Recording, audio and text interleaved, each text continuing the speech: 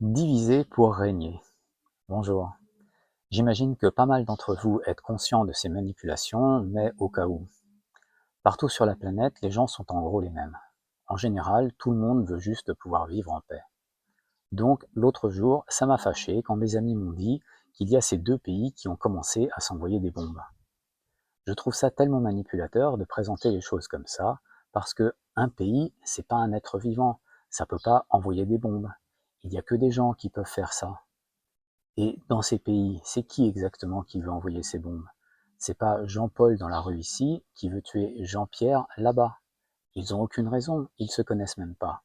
Donc, qu'est-ce qui se passe vraiment? Eh bien, c'est diviser pour régner, je pense. Pour que les gens d'ici aient peur des gens de là-bas et soient en colère contre eux, et pareil, ceux de là-bas envers ceux d'ici.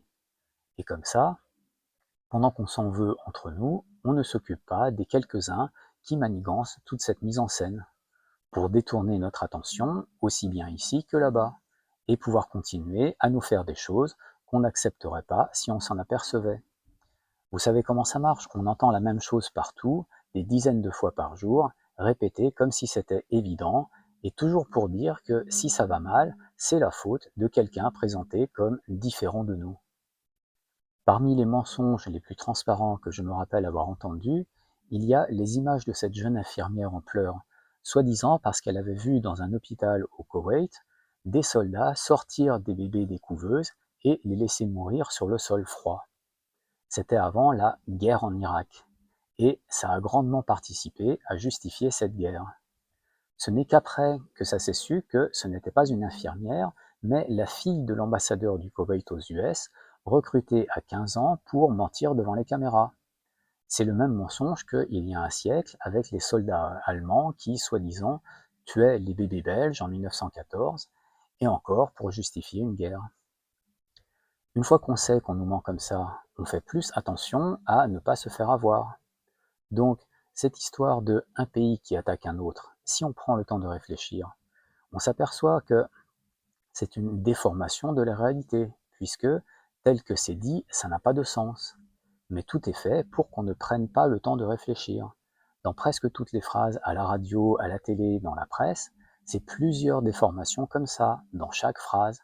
Et si on veut suivre ce qui est dit, il faut accepter de se représenter au moins temporairement que, bien que ça ne fonctionne pas réellement comme ça, d'une certaine façon de voir, c'est possible qu'un pays attaque un autre.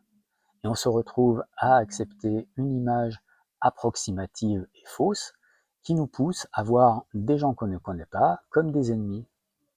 Donc ça demande des efforts pour regarder, écouter et en même temps rester lucide et éviter de laisser rentrer dans notre pensée ces façons de voir qui sont fausses et qui nous manipulent pour pouvoir nous contrôler.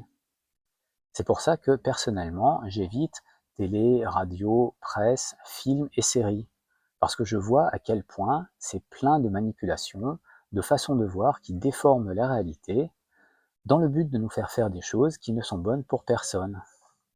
Même pas pour ceux qui manigancent. Ils seraient tellement plus heureux s'ils avaient moins peur. Je pense que c'est des peurs inconscientes de l'enfance qui les rendent malheureux. Un autre exemple, les Jeux olympiques. Vous avez remarqué comment on se sert de notre plaisir à regarder des exploits physiques pour nous diviser en nous noyant dans des images de drapeaux et d'uniformes et des noms de pays? Bien faire passer l'idée qu'on est de tel pays et que les autres sont de tel ou tel autre pays. Diviser pour régner. Si ce genre de sujet de réflexion vous intéresse, vous avez mes autres vidéos et mon podcast.